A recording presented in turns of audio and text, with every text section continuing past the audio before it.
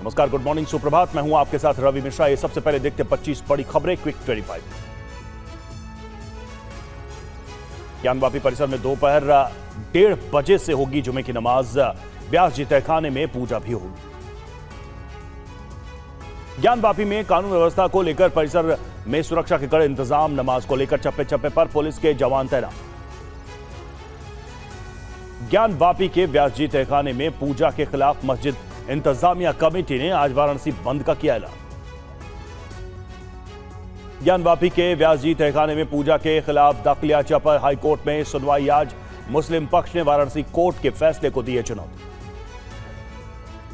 व्यास जी तहखाने में विराजमान विग्रह के दर्शन के लिए आज बढ़ सकती है श्रद्धालुओं की भीड़।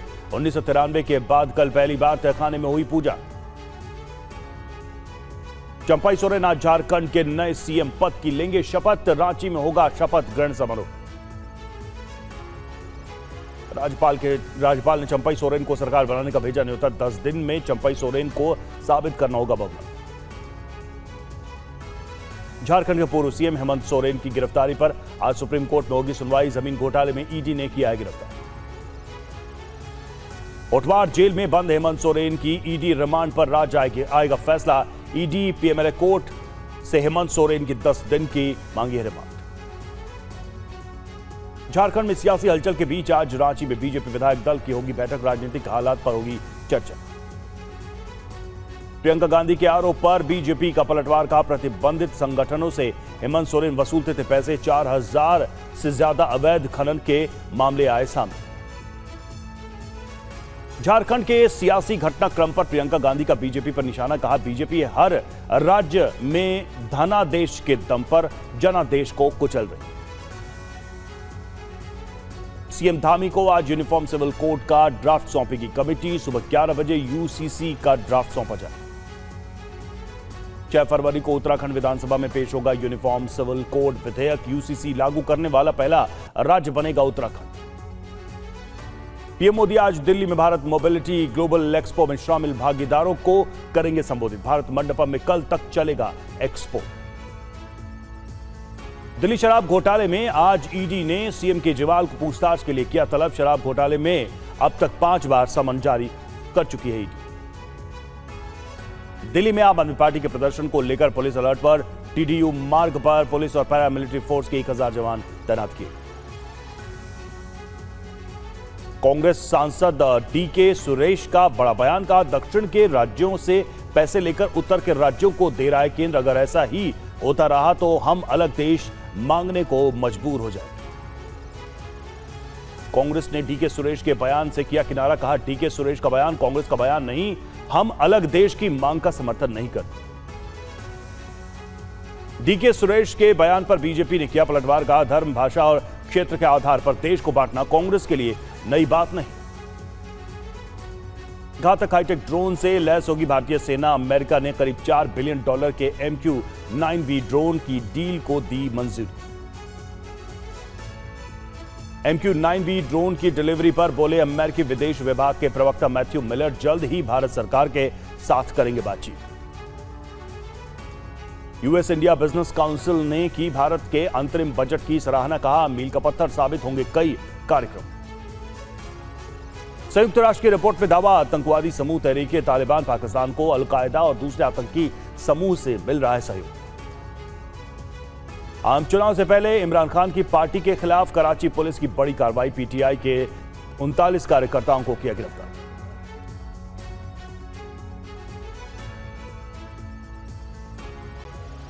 और आइए खबरों करते हैं शुरुआत और सबसे पहले बात करते हैं ज्ञानवापी की। ज्ञानवापी में लगातार दूसरे दिन पूजा।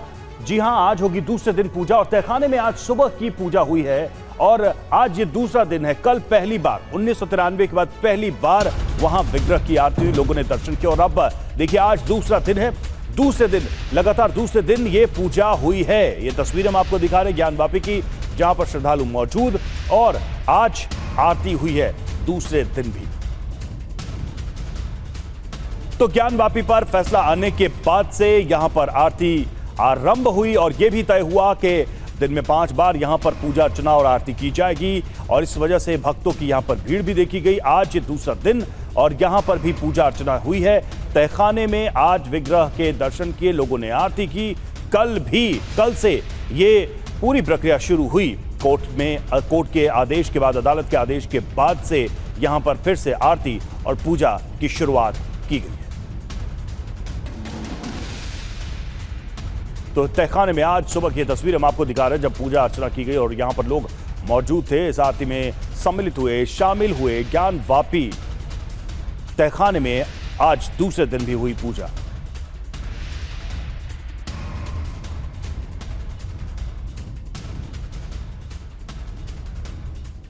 बहुत अच्छा लगा, उसकी अनुभूति नहीं की जा सकती, आनंद की अनुभूति बहुत अच्छा लगा।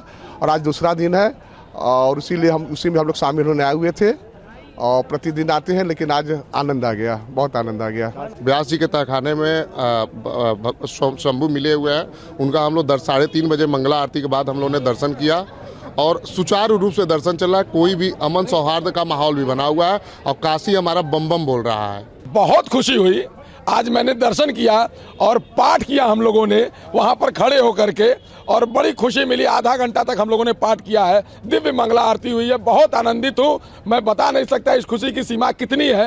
अथाक प्रयास के बाद ये मिला, इसका कोई बयान ही नहीं है और बहुत हम लोग खुश हैं, जिसको शब्दों में बयान ही नहीं कर सकते हैं। और हमारे साथ हमारे सहयोगी शिवांग बाथुर इस वक्त जुड़े। शिवांग, कैसा रहा दूसरा दिन? देखिए, बिल्कुल सुबह 3:30 बजे जो मंगला आरती हुई है, उसमें जो आम बनारस के लोग हैं और कुछ जो बाहर से आए हुए लोग हैं जो दर्शन के लिए आते हैं काशी विश्वनाथ के, वो सुबह सुबह यहाँ पहुँचे थे। बहुत महत्वपूर्ण आरती होती है, सुबह की पहली आरती होती है और उसके बाद अब जैसा कि तय किया गया है कि दिन में 5 बार आरती होगी श्रृंगार गौरी की। मेरे पीछे आप देख रहे हैं ये मंदिर का परिसर है। आज का दिन बड़ा महत्वपूर्ण है रवि, क्योंकि लगातार सुबह से ही श्रद्धालु यहाँ पे आने शुरू हो चुके हैं। और साथ साथ मैं आपको बताऊं कि जो मुस्लिम समुदाय के लोग हैं वो भी सुबह की नमाज अदा करने के लिए यहाँ पे ज्ञानवापी मस्जिद का जो परिसर है वहाँ पे पहुँचे हैं। तो कुल मिला के आप थोड़ी बहुत चहल पहल तो यहाँ सुबह सुबह देख ही सकते हैं। हालांकि अभी उस तरीके से उजाला नहीं हुआ है, लेकिन आज का दिन जो है वो रवि बड़ा महत्वपूर्ण है। 1:30 बजे के आसपास जो है यहाँ पे जुम्मे की नमाज होनी है। ऐसे में यहाँ भारी भीड़ जो है वो एकत्रित होगी। इसके साथ साथ बनारस में मुस्लिम समुदाय के लोगों ने आज दुकानें बंद रखने का फैसला किया है। और तीसरी बात यह है कि करीब 12 बजे इलाहाबाद हाई कोर्ट के अंदर सुनवाई होनी है। जो मुस्लिम पक्षकार हैं उन्होंने अपील की है कि जो पूजा पाठ का काम शुरू हुआ है मंदिर के अंदर, श्रृंगार गौरी की जो व्यास जो तहखाना है उसके अंदर, उसको रोका जाए। तो कुल मिला के आज का दिन काफ़ी इम्पॉर्टेंट रहेगा ज्ञानवापी के हिसाब से। लेकिन श्रद्धालु जो हैं वो लगातार यहाँ पे आ रहे हैं। जब से लोगों को ये पता चला है कि व्यास तहखाने लोगों के से अंदर आपने बात की होगी, कल से आरती और पूजा की शुरुआत हुई है, आज दूसरा दिन है, क्या कह रहे हैं लोग? क्योंकि देखिए, कानूनी लड़ाई के बाद से ये सब कुछ शुरू हुआ है और आज उसका दूसरा दिन था। तो लोग जो आ रहे हैं, आपसे बात कर रहे हैं, वो अपने अनुभव क्या बता रहे हैं? क्योंकि 1993 के बाद पहली बार है कि विग्रह के दर्शन हो रहे हैं, यहां आरती हो रही है।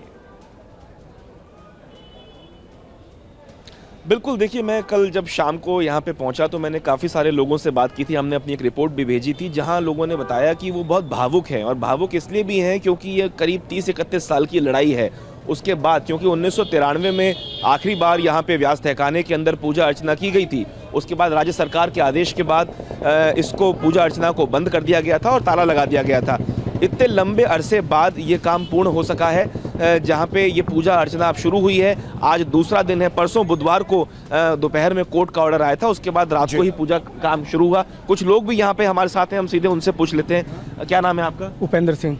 सिंह साहब, ये बताइए कि पूजा अर्चना करके आए हैं आप, हम ये जानना चाहते हैं और जो दर्शक आपको देख रहे हैं कि मन में भाव क्या है, क्योंकि 31 साल की लंबी लड़ाई के बाद श्रृंगार गौरी की पूजा शुरू हुई है। आज इतनी खुशी की बात, हमें आत्मा में इतनी संतुष्टि मिली है सर कि हम लोगों ने दर्शन किया है। हम लोग कोशिश कर रहे हैं, मांग कर रहे हैं कि हम लोग को अंदर जाने का, प्रवेश करने का, जाके पूजा करने का दिया जाए, लेकिन फिर भी इतना आत्मा में संतुष्टि मिले कि मैं खुशी का इजहार नहीं कर सकता हूँ। बहुत खुशी मिली है और बाबा से यही चाह रहे हैं कि किसी तरह हम लोग को दर्शन पूजा करने का मिले। आपका क्या नाम है? जी, मेरा श्याम किशोर सिंह। आपका कैसा अनुभव रहा? आज तो दूसरा ही दिन है जो आज पूजा हुई। सुबह लौटेंगे आपके पास। देखिए, लोगों की बात हम सुन भी रहे हैं और लोग सुबह सुबह आज पूजा में शामिल होने के लिए पहुंचे। आगे बढ़ते हैं युद्ध से जुड़ी आज की सबसे बड़ी खबर। रूस ने न्यूक्लियर फोर्स को बेलारूस भेजा है। रूस के T-95 बॉम्बर भी बेलारूस पहुंचे। बेलारूस फ्रंट खोलने की तैयारी में पुतिन। क्रीमिया पर हमले से भड़का क्रेमलिन।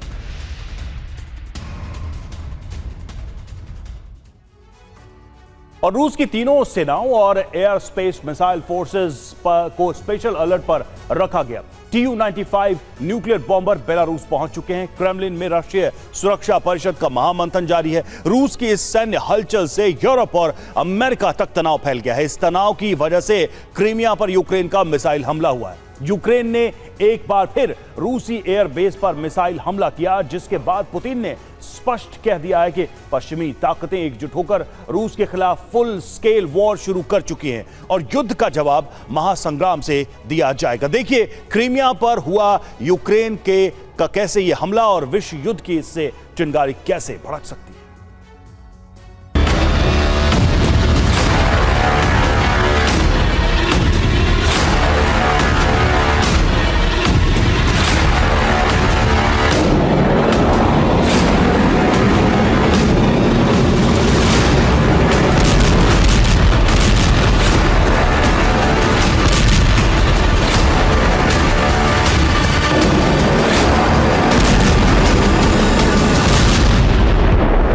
जनवरी के दोपहर यूक्रेन की वायुसेना के फाइटर जेट्स ने स्टॉर्म शैडो मिसाइल के साथ एक गुमनाम एयरबेस से टेक ऑफ किया।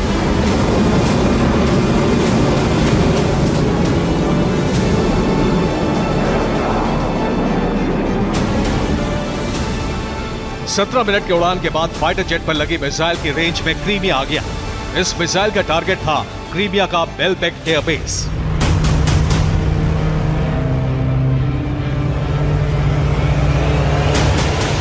बेलबेक एयरबेस पर रूसी वायुसेना के सुखोई विमान हैंगर के बाहर टैक्सी वे पर खड़े थे। यूक्रेनी फाइटर जेट पर लगी मिसाइल को बेलबेक एयरबेस की लोकेशन के साथ लॉन्च कर दिया गया।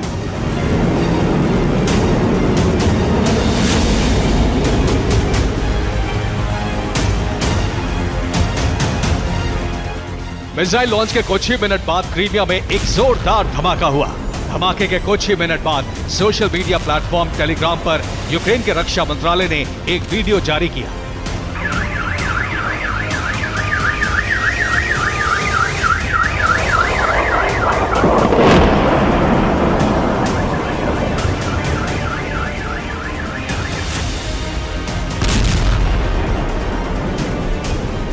इस वीडियो में नजर आ रहा है कि बेलबेक एयरबेस के नजदीक जोरदार धमाका हुआ और धूल धुएं का गुबार आसमान पर छा गया।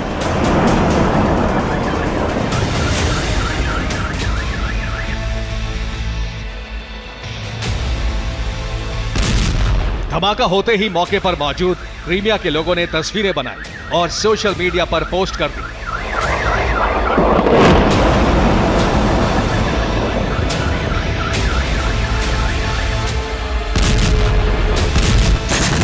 यूक्रेन ने दो तस्वीरें जारी करते हुए कहा है कि बेलबेक एयरबेस पर रूस को भारी नुकसान उठाना पड़ा है।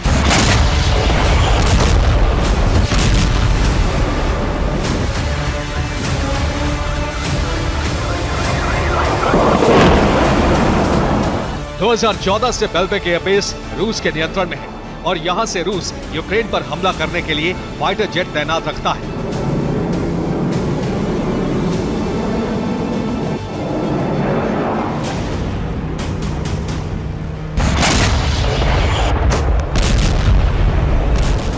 हमले के बाद यूक्रेन ने दावा किया है कि बेलबेक एयरबेस पर 3 से ज्यादा स्टॉर्म शैडो हमले किए गए। इन हमलों में रूस के 2 Su-27 और 1 Su-30 विमान नष्ट हो गए। इसके साथ ही एयरबेस के रडार स्टेशन को भी नुकसान पहुंचा है। एयरबेस पर खड़े कई सैन्य वाहन जलकर खाक हो गए।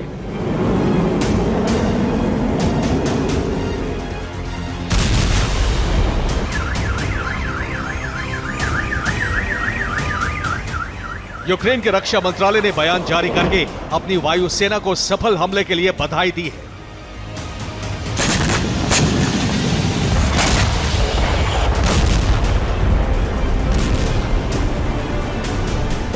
यूक्रेन का पहला टारगेट है क्रीमिया में रूसी सैन्य ठिकानों और नेवल बेड़े को ध्वस्त करके रूस की शक्ति को घटाना और जनवरी में ही यूक्रेन 2 बड़े हमले क्रीमिया पर कर चुका है।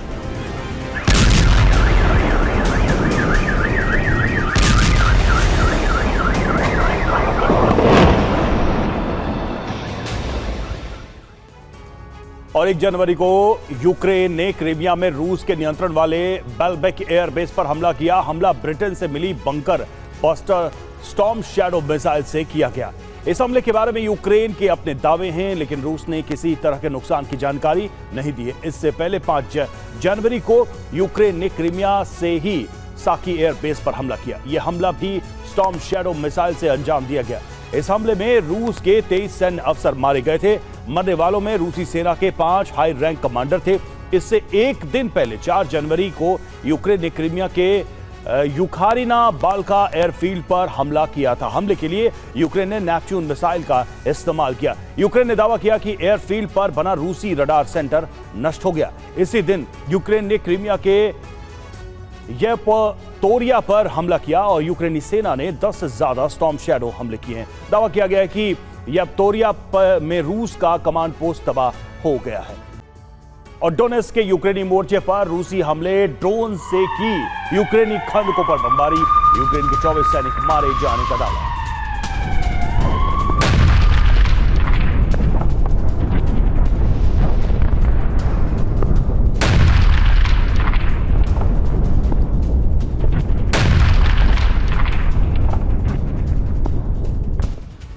और बीते 24 घंटों से यूक्रेन का कोना कोना भीषण तरीके से दहल रहा है। यूक्रेन के करीब 12 शहरों के 2500 से ज्यादा विस्फोट हो चुका है। और जानते हैं रूस ब्रिगेड के इस विध्वंसक अंदाज की वजह क्या है। 24 जनवरी को रूस के बेलगोरोड रीजन में क्रैश हुए IL-76 विमान की क्रैश रिपोर्ट, जो इस बात का दावा करती है कि अमेरिकी पैट्रियट मिसाइल डिफेंस सिस्टम ने रूसी विमान को ढेर किया, आसमान में नेस्तनाबूद कर दिया।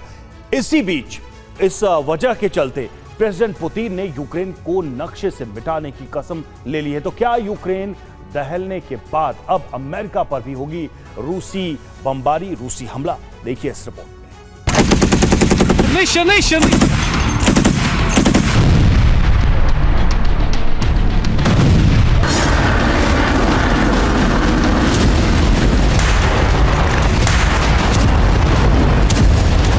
216 बार यूक्रेन का सूमी रीजन दहला।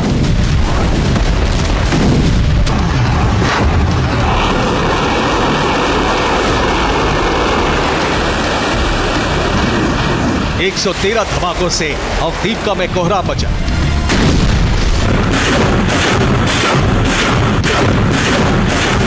बावन से ज्यादा विस्फोटों के चलते खार्किव धधक उठा।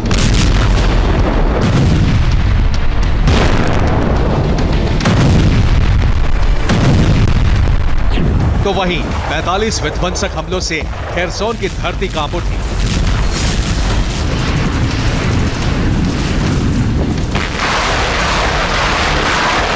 और कीव का हश्र तो सन्न कर देने वाला है, जहां बीते एक सप्ताह से सिलसिलेवार अंदाज में अटैक जारी है।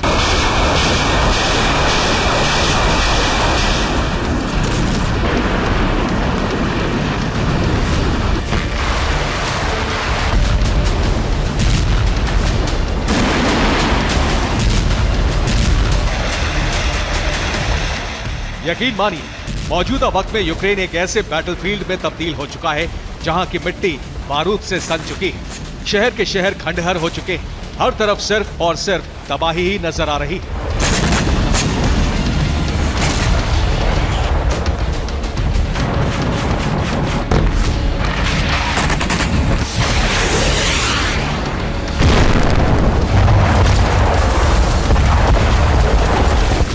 जानते हैं रूसी ब्रिगेड इतनी आक्रामक क्यों हो चुकी है?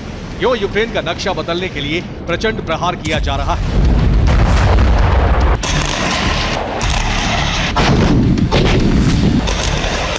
तो इसकी वजह है रूसी प्रेसिडेंट पुतिन का विमान प्रतिशोध।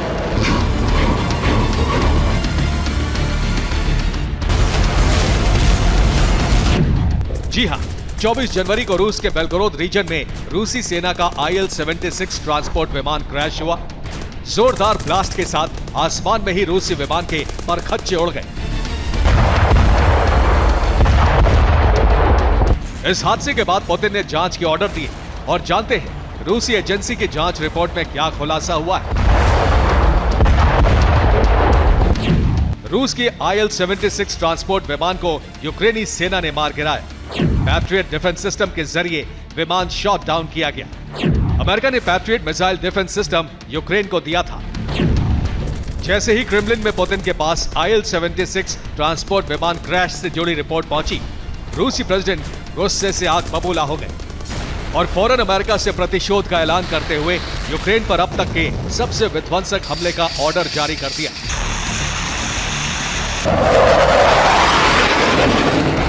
बस फिर क्या, चंद घंटों के अंदर रूसी ब्रिगेड ने यूक्रेन के अलग अलग इलाकों में बारूदी वर्षा शुरू कर दी।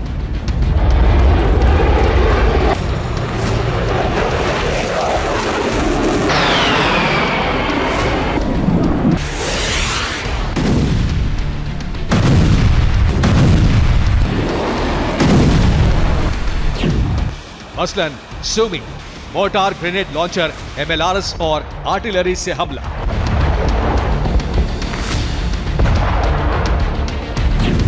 खार्की, गाइडेड एरियल बम से रिहायशी इलाकों पर बमबारी।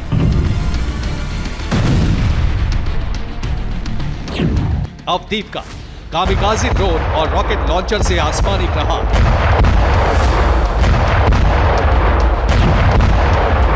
खार्की, जर्मनी का IRIS-T एयर डिफेंस सिस्टम नेस्तनाबूद।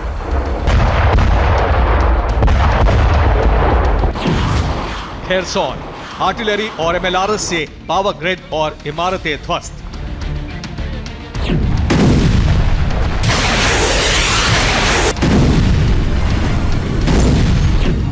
सूमी, खार्किव, अवदीपका से सामने आई तबाही की इन तस्वीरों को देखिए। रूसी हमले के बाद पूरा इलाका खंडहर बन चुका है। इमारतें जमींदोज हो चुकी हैं। हर तरफ बारूद से सना धुआं आसमान में उठता दिखाई दे रहा है। यकीनन पुतिन भड़के हुए हैं, क्योंकि यूक्रेनी सेना ने अमेरिकी पैट्रियट डिफेंस सिस्टम से जो मिसाइल दागी, उस मिसाइल ने पहले तो रूस के डिफेंस सिस्टम को चकमा दिया और फिर बेलगोरोद रीजन के एयर जोन में IL-76 ट्रांसपोर्ट विमान को आसमान में ही जलाकर राख कर दिया।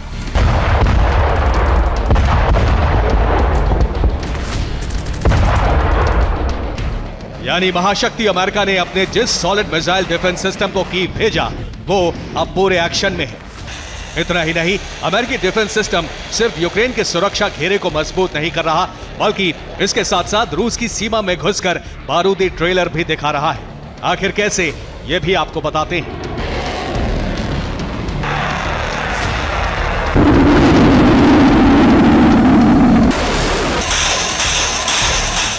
और अगर बात अमेरिका के पैट्रियट एडवांस कैपेबिलिटी यानी PAC-3 की करें, तो यह मिसाइल डिफेंस सिस्टम दुनिया का सबसे सॉलिड रक्षा कवच है, क्योंकि PAC-3 की टेक्नोलॉजी हिट टू किल यानी सिर्फ तबाही मचाने के लिए, यानी हर हाल में टारगेट को नेस्तनाबूद करना। क्योंकि पैट्रियट मिसाइल डिफेंस सिस्टम में ऐसे एडवांस रडार सिस्टम लगे हैं जो किसी भी मिसाइल या फाइटर जेट को आसमान में ही आसानी से इंटरसेप्ट कर लेते हैं। इन्हीं रडार से मिले सिग्नल के दम पर यह defence system ballistic missile, cruise missile और लड़ाकू विमानों को भी पल भर में मार गिराने की ताकत रखता है। पैट्रियट मिसाइल डिफेंस सिस्टम करीब 160 किलोमीटर की दूरी तक मौजूद टारगेट पर अचूक निशाना लगा सकता है।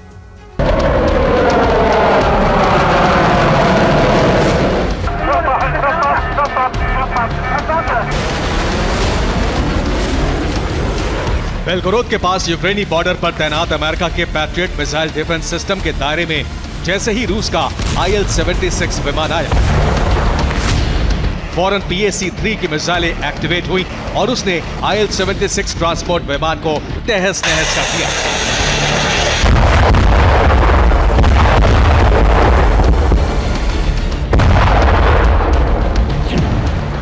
बस इसी हमले के बाद से पुतिन का माथा ठनक चुका है, क्योंकि बीते 15 दिनों में रूस के 2 जंगबाज युद्ध में ढेर हो चुके हैं।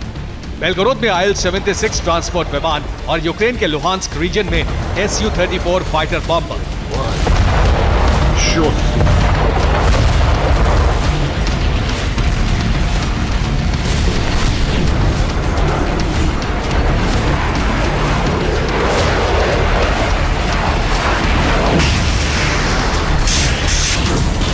यूक्रेन की तरफ से अमेरिकी हथियारों के जरिए जो हमले हो रहे हैं उसी का पलटवार करने के लिए पुतिन ने प्रण ले लिया है यूक्रेन की संपूर्ण तबाही का।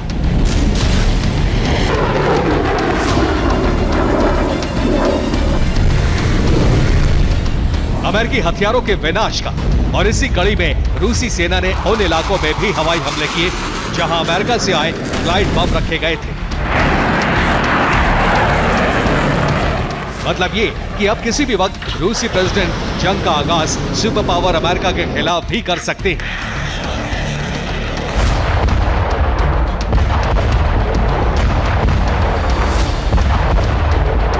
Bureau report, TV9 Bharat. और काफी लंबे इंतजार और कई बार गुहार के बाद आखिरकार यूक्रेन के लिए सुकून की खबर आ ही गई। अमेरिका और यूरोपीय देश हार की कगार पर पहुंचे, यूक्रेन को नई बारूदी शक्ति से लैस करने जा रहे हैं। पुतिन फरवरी में युद्ध के 2 साल पूरे होने से पहले जीत हासिल करने की उम्मीद में थे, लेकिन अमेरिका और यूरोपीय देश यूक्रेन को ऐसे हथियारों से लैस कर रहे हैं जिससे यूक्रेन कई महीने तक रूस का मुकाबला करने के साथ ही रूस को भारी नुकसान भी पहुंचा सकता है।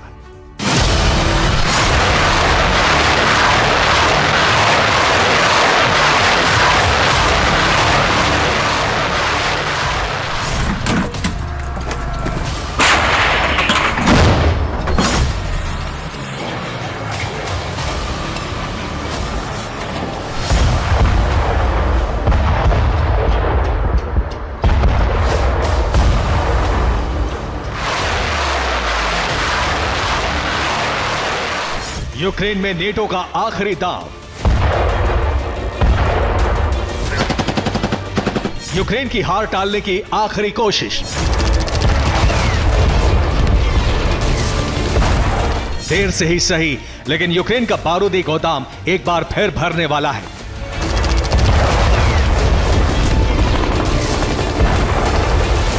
घातक हथियारों की नई खेप यूक्रेन की सरहद पर उतरने वाली है। कोशिश पुतिन के विजय रथ को कुछ और दिन रोके रखने की है।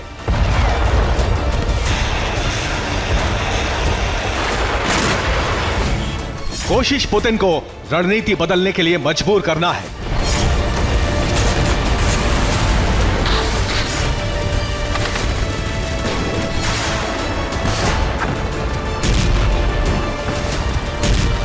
माना जा रहा है कि बाइडेन इस वक्त अमेरिका और अपने नाम नाकामी की कोई कहानी नहीं जोड़ना चाहते और इसीलिए एक बार फिर अमेरिका समेत कई देश यूक्रेन को हथियार भेजने वाले हैं। एक दिन पहले ही हमने आपको बताया था कि अमेरिका यूक्रेन को लॉन्ग रेंज का बम देने वाला है, जिसमें 150 किलोमीटर दूर तक सटीक निशाना लगाया जा सकता है।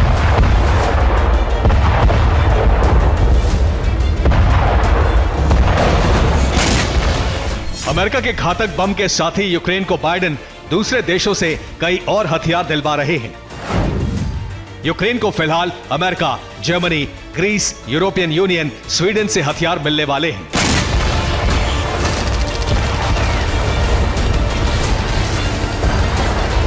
हथियारों की सबसे लंबी लिस्ट जर्मनी में तैयार की गई है, जिसमें एयर डिफेंस की मिसाइलों से लेकर बारूदी सुरंग और समुद्री माइंस को खत्म करने वाले हथियार शामिल हैं।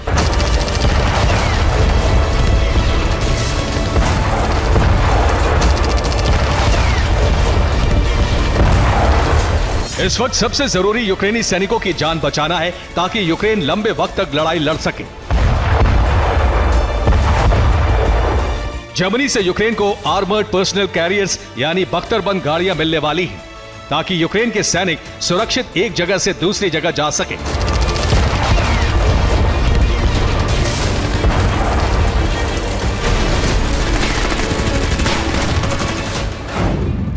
जर्मनी से यूक्रेन को 24 बख्तरबंद वाहन मिलेंगे, एक पुल बनाने वाला टैंक, 3 विंसेंट 1 माइंस हटाने वाला टैंक, 14 माइंस हटाने वाले सिस्टम मिलेंगे। यूक्रेन को जर्मनी का बैंड वैगन 206 भी मिलने वाला है। इस वाहन को बर्फ से लेकर पहाड़ों पर कहीं भी चलाया जा सकता है।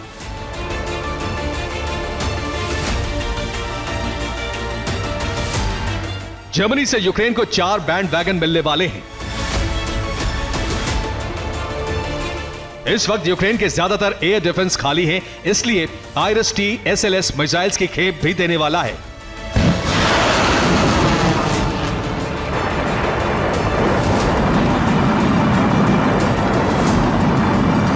इसके अलावा गोला बारूद और कई तरह के सैन्य वाहन जर्मनी से यूक्रेन पहुंचने वाले हैं। इसके अलावा ग्रीस से S-300 मिसाइल सिस्टम आने से यूक्रेन का एयर डिफेंस मजबूत होने जा रहा है। हालांकि S-300 मिसाइल का इस्तेमाल यूक्रेन हमले के लिए भी करता है।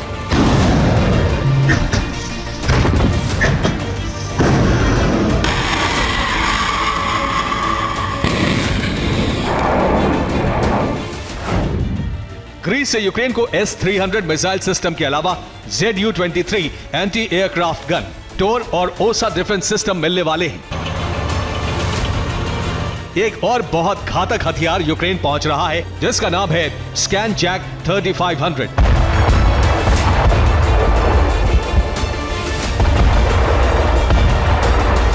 स्वीडन का यह वाहन जमीन की गहराई में लगी बारूदी सुरंग को नाकाम करता है। बारूदी सुरंग इस वक्त यूक्रेन के लिए सबसे ज्यादा खतरनाक साबित हो रही है।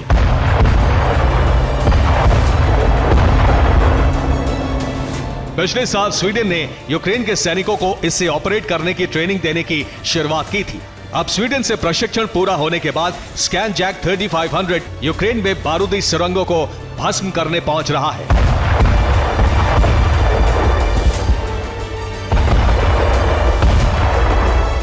यूरोपीय संघ के सदस्य देशों ने 2024 के लिए यूक्रेन के लिए एक नए सैन्य सहायता पैकेज का ऐलान किया है, जिसके तहत यूक्रेन को 2300 करोड़ रुपए की मदद दी जाएगी। यूक्रेन इस फंड से हथियार और एयर डिफेंस खरीद सकेगा। मार्च में ईयू से यूक्रेन को 5 लाख आर्टिलरी शेल भी दिए जाएंगे।